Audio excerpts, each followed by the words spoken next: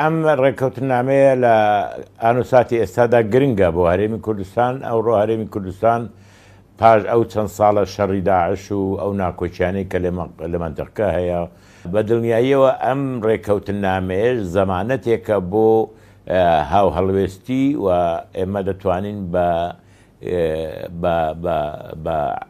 بە گشتی بڵێن ئەم ڕێککەوتنامەیە دووسێ مەبەستە. مەبەستی یەکەمی ئەوەیە کە تعریفی شەراکەتی حەقیقی بینی یەکێتی و پارتی بکە.